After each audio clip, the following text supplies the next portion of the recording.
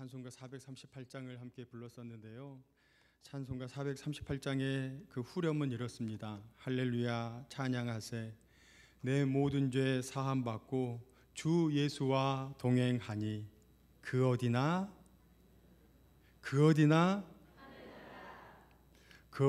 하늘나라로 살아가는 우리 모두가 되시기를 간절히 소망합니다. 오늘의 말씀은 천국장인 마태복음 13장으로 천국에 관련된 비유를 대부분 기록하고 있습니다. 그중 신앙인으로 살아간다면 익히 아시는 씨 뿌리는 자의 비유입니다. 본문 2절의 말씀은 큰 무리가 그에게로 모여들거늘 예수께서 배에 올라가 앉으시고 온 무리는 해변에 서 있더니, 지금 예수님께서는 많은 무리들을 해변가에 모아놓고 배에 앉아 천국에 대한 비유를 하십니다.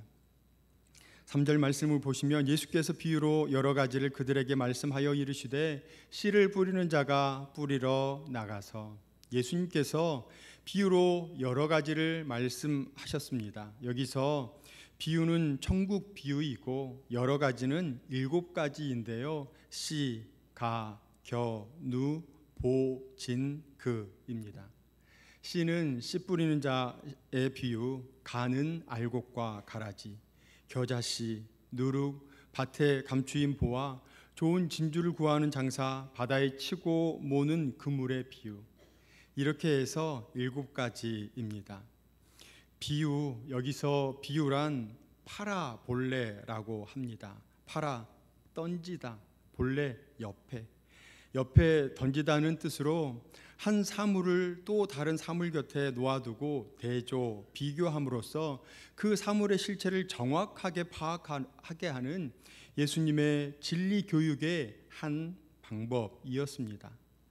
씨를 뿌리는 자, 예수님께서 말씀하신 모든 비유들의 가장 전형적인 비유로 씨 뿌리는 자의 비유를 들 수 있습니다. 그런데 이 비유에서 씨 뿌리는 자, 과연 무엇일까요? 누구일까요? 씨 뿌리는 자란 농부를 가리키는 말로, 여기서는 천국 복음을 전파하는 자를 지칭하는 말로 사용되었습니다. 따라서 씨 뿌리는 자란 첫 번째는 하나님, 두 번째는 예수 그리스도, 세 번째는 복음 전파의 사명을 갖고 있는 모든 그리스도인으로 함축하고 있습니다. 그런데 본 비유에서 주목해야 할 것은 예수님께서 무엇에 관심을 가지느냐. 예수님께서 관심을 가지신 것은 씨 뿌리는 자나 씨 뿌리는 방법이 아니라 씨가 뿌려지는 밭으로 비유된 사람들의 마음의 상태에 있습니다. 여기에서 말씀하는 마음의 상태는 길가, 돌밭, 가시떨기, 그리고 좋은 땅 등 4가지로 비유되어 있습니다. 우리 4절의 말씀 함께 읽겠습니다. 뿌릴새 덜어는 길가에 떨어짐에 새들이 와서 먹어버렸고. 아멘. 길가, 이를 직역하면 길을 따라라는 의미가 됩니다. 이는 밭고랑 사이를 따라 만들어진 길을 가리키는데요. 이 길은 무 사람들의 발길에 의해서 단단하고 반질반질하게 다져진 그러한 길입니다. 본문에서는 이 길이 마음의 문을 굳게 걸어 잠근 믿음의 사람들을 의미하고 있습니다. 본 비유에서 길가의 결정적인 특징은 마음이 굳어서 새로운 씨, 새로운 복음의 씨가 자신의 내부에 뿌려질 가능성을 원천적으로 거부하고 있다는 사실에 있습니다. 자, 그러면 새는 무엇을 뜻할까요? 새에 의해 상징되는 악한 자, 즉 사탄은 공중의 권세를 잡고 있으면서 복음의 씨앗을 그 자신의 내부로 받아들이지 않고 방치하고 있거나 나중 일로 미루어 지체하고 있는 사람들로 하여금 다시금 그 진리를 경험할 가능성을 갖지 못하게 하는 자입니다. 여기서 우리는 사람이 받아들이지 않는 복음의 씨앗은 그대로 방치되는 것이 아니라 악한 자들에 의해서 신속하게 제거된다고 하는 사실을 우리는 잊지 마셔야 합니다. 5절 말씀, 더러는 흙이 얕은 돌밭에 떨어짐에 흙이 깊지 아니하므로 곧 싹이 나오나. 흙이 얕은 돌밭이라 했습니다. 이스라엘에서는 매우 흔한 지형입니다.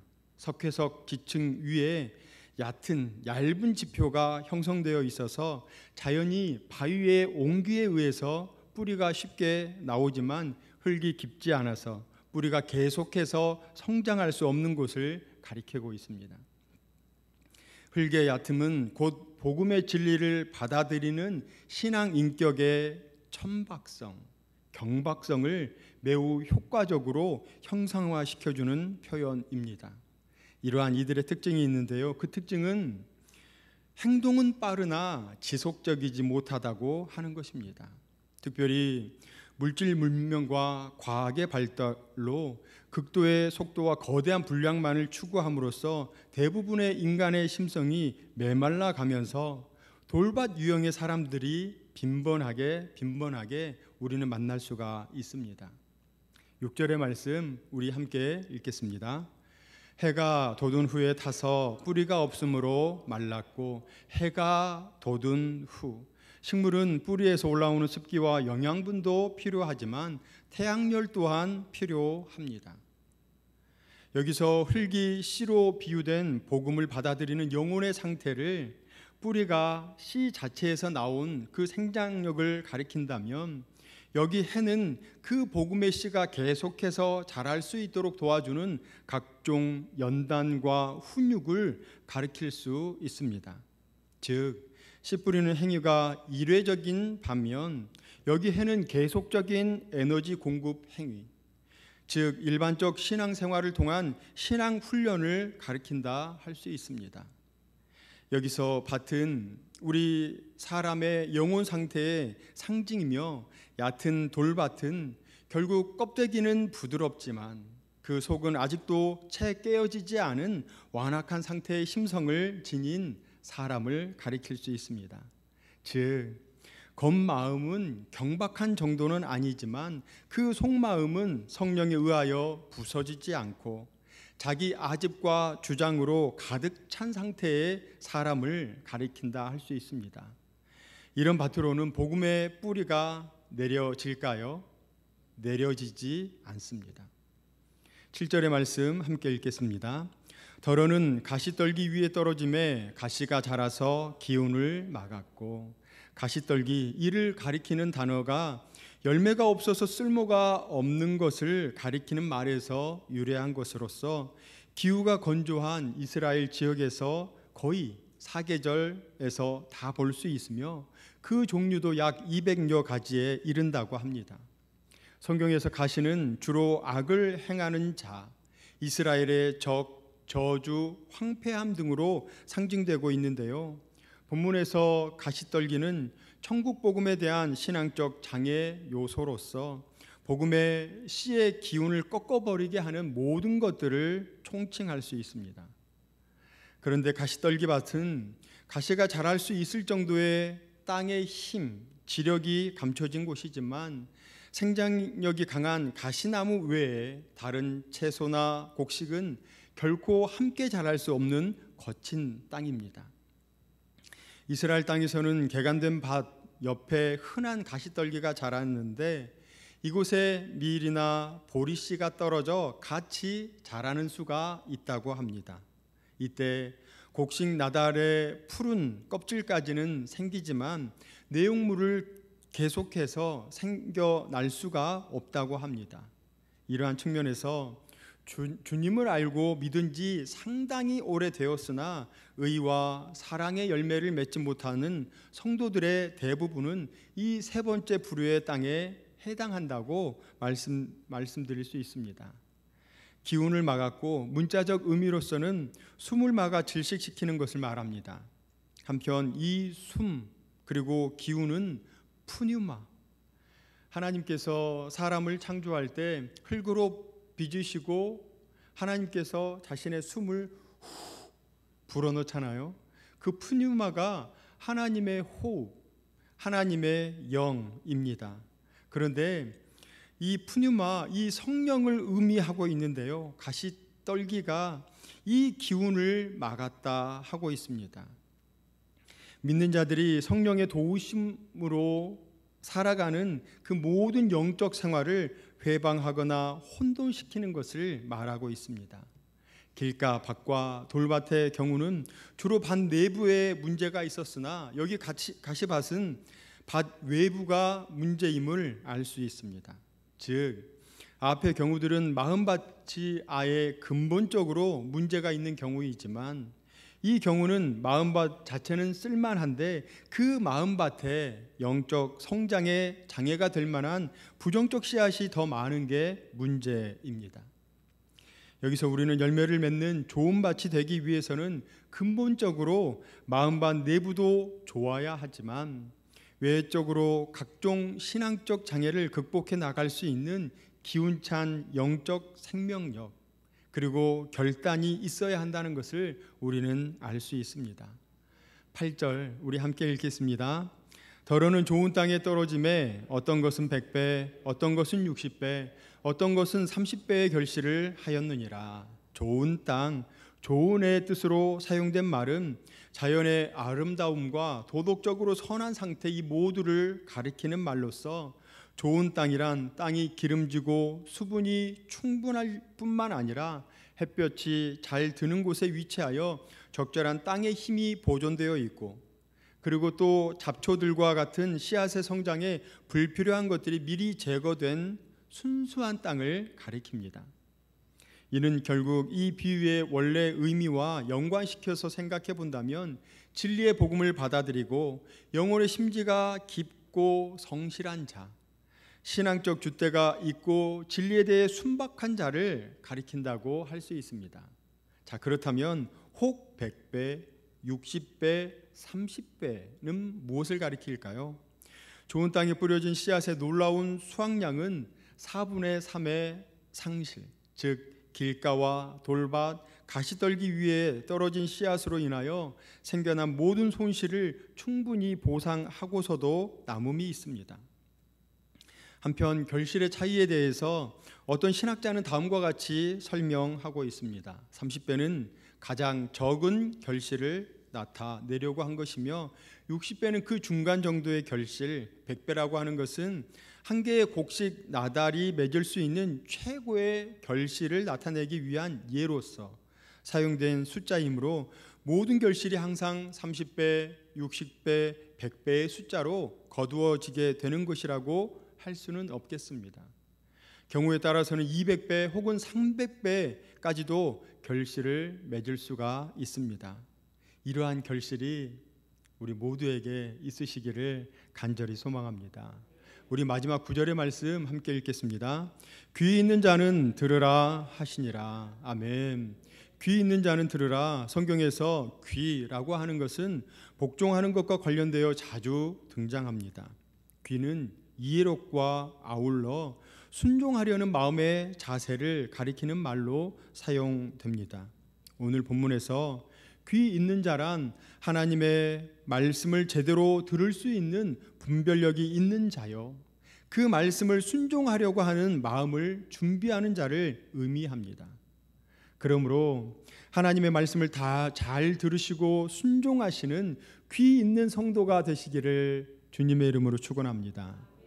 천국 복음은 씨를 뿌리는 비유와 흡사합니다. 분명 좋은 땅에 심은 것 같은데 길가에 떨어졌습니다. 분명히 좋은 결실을 맺겠다 싶은 사람을 전도했더니 그렇지 못하고 오히려 다른 사람을 힘들게 하는 경우가 있습니다. 오늘 본문은 씨 뿌리는 비유인데요, 이를 어떤 마음으로 뿌려야 하는지, 그럼에도 뿌려야 합니다라는 제목으로 함께 은혜를 나누고자 합니다. 오늘 첫 번째 나눌 내용은 그럼에도 불구하고 천국 복음인 씨앗을 뿌려야 한다는 것입니다.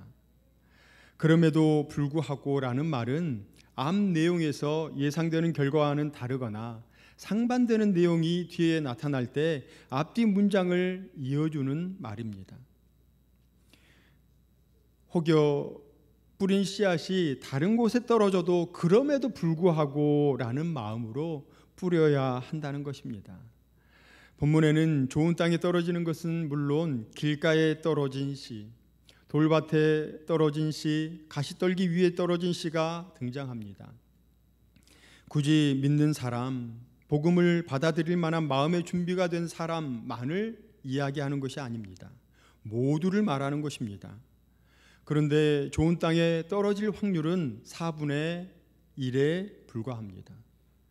실질적인 확률은 더 희박할 것입니다. 그러나 좋은 땅에 떨어졌을 때 본문 8절과 같이 더러는 좋은 땅에 떨어지며 어떤 것은 100배, 어떤 것은 60배, 어떤 것은 30배의 결실을 하였다 말씀하고 있습니다. 바로 이것입니다. 4분의 1의 확률이 아니어도 좋습니다. 더 희박한 확률이어도 괜찮습니다. 왜냐하면요, 그들을 통해서 일어날 100배, 60배, 30배의 결실을 믿기 때문입니다. 가장 작은 결실이 30배입니다. 30배라고 하는 것은 수적인 의미 그 이상일 것입니다. 그래서 다른 곳에 씨가 떨어지더라도 그럼에도 불구하고 우리는 이 땅에 복음을 뿌려야 할 줄로 믿습니다. 두 번째 나눌 내용은 그럼에도 불구하고 천국 복음을 사랑으로 뿌려야 한다는 것입니다. 로마서 13장 10절의 말씀을 보시면 사랑은 이웃에게 악을 행하지 아니하나니 그러므로 사랑은 율법의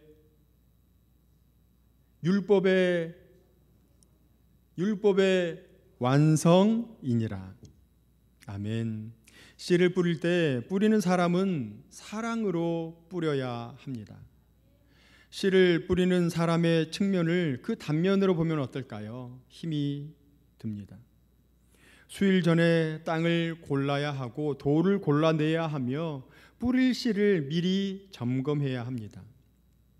손이 많이 가는 일입니다. 지금은 논농사를 지어도 모내기까지 다 된 상태를 농협에서 돈을 주고 사게끔 되어 있습니다.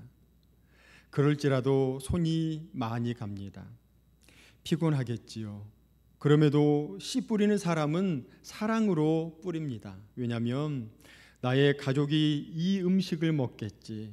그래서 한 점 부정적인 생각은 하지도 않으며 사랑으로 뿌리게 됩니다. 한 10여 년쯤 전에 TV에서 따끈하게 지어진 쌀밥에 감사합니다. 그리고 또 다른 밥에 짜증나라는 두 가지 단어로 실험한 것을 본 적이 있습니다. 결과는 감사합니다라고 계속해서 말을 하였던 그 밥에는 비록 시간이 어느 정도 지났지만 그 밥이 부패를 했으나 냄새도 좋았고요, 보기에도 좋았습니다. 그러나 짜증나라는 말을 들었던 밥은 보기에도 검게 변질되었고 냄새도 코를 찌르는 악취가 풍겨났습니다. 또 다른 내용인데요, 사랑합니다 라고 말한 그 물의 결정체, 그리고 죽어 라고 말하는 그 물의 결정체를 실험했습니다. 결과는 엄청나리만큼 아주 큰 차이가 났습니다. 사랑합니다 라고 하는 그 결정체는 보기에도 너무 아름다웠습니다. 그런데 죽어 라고 했던 그 결정체는 아주 흉악했습니다. 단지 말의 힘이 이렇습니다. 우리는 무엇을 할 때 사랑으로 하는 일과 부정적인 마음을 품고 하는 일의 결과 분명히 차이가 납니다. 아니요, 결과가 아닌 과정부터 큰 차이가 나게 됩니다. 여기서 사랑은 아가페적인 무조건적인 사랑인데요, 하나님께서 인간에게 향하신 무조건적인 사랑, 이것은 어떤 결과물이 보이게 하는 행위가 결코 아닙니다. 아무런 결과물이 없더라도 하는 것이, 또 해야만 하는 것이 바로 우리의 일인 줄로 믿습니다. 우리 사랑으로 그 복음의 씨앗이 뿌려지기를 소망합니다. 단순히 결과만을 의식하는 것이 아니고 과정과 미래를 볼 때 그 사랑의 마음으로 복음의 씨앗을 모두에게 전달할 수 있는 우리 모두가 되시기를 간절히 소망합니다. 마지막으로 나눌 내용은 그럼에도 불구하고 기대하며 뿌려야 합니다. 혹시 집에 콩나물을 키워보신 분들 아마 다 콩나물을 키워보셨을 것입니다. 콩나물을 심을 때 준비물이 뭐가 있으면 되죠? 그냥 그 빡개스가 있으면 되죠. 그리고 또 뭐가 있으면 되죠? 물. 예, 콩나물을 키울 때 그냥 그 다라이에다가 물을 이렇게 부으면 되는 거예요. 안 됩니까? 예, 예, 예, 예. 고르게 펴가지고 물을 이렇게 부으면 되는 겁니다. 또 아닙니까? 예, 그런데 주로 어떤 그 거름을 주는 것이 아니라 물을 이렇게 주잖아요. 좋은 마음이죠. 예. 그 콩나물을 키울 때 물을 부으면 돼요. 다른 무언가 하지 않습니다. 그런데 한번 해보신 분들 계실까요? 그냥 물을 부어요. 얘가 콩인데 콩나물이 될 수 있을까? 그런데 물을 또 부어요. 또 그 다음 날이 되면 또 물을 부어요. 그런데 어떻습니까? 시간이 지나면 그게 콩에서 콩나물이 쭉 자라는 것을 볼 수 있습니다. 한번 생각해 보십시오. 아무것도 아닙니다. 요놈이 언제 콩나물이 될까 우리 생각할 수 있어요. 그런데 저희들 이 콩만을 바라보는 어리석음이 없기를 간절히 소망합니다. 이것이 어떻게 자라날지 기대하는 우리 모두가 되시기를 주님의 이름으로 축원합니다. 혹시 모소라고 하는 그 대나무를 아십니까? 한번 보여주십시오. 예, 이런 대나무가 있습니다. 예, 모소라고 하는 이름의 대나무입니다. 이 대나무는 지금 저희 이 산에 이렇게 보시면 대나무가 이렇게 있는데요. 그 대나무하고 달라요. 이 대나무는 이 대나무는 5년 만에 자라요. 5년 만에. 그냥 4년간 그냥 땅에서 계속 있는 거예요. 그러다가 5년째가 탁 되면 이 대나무가 하루에 수십 센치를 자라게 됩니다. 그래서 6주에 달했을 때 15m, 6주에 달했을 때 아주 큰 대나무는 30m까지 자란다고 합니다. 우리 한번 생각해 볼까요? 4년 동안의 그 생활을 쭉 보면 도저히 자랄 것 같지 않습니다. 도저히 성장할 것 같지가 않습니다. 아니, 얘가 대나무일까라는 의심을 품게 만듭니다.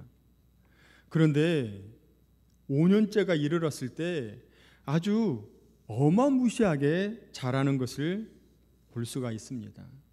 저희들 기대하며 복음의 씨앗을 뿌리는 우리 모두가 되시길 간절히 소망합니다. 우리들 뿌려도 안 날 것 같아요. 뿌려도 아무렇지가 않는 것 같아요. 뿌려도 더 이상 기대할 게 없을 것 같아요. 그런데 저희들 그러한 마음을 접으시고 이 한 영혼을 통해서 100배, 60배, 100배, 그 30배는 우리 생각하지 말자고요.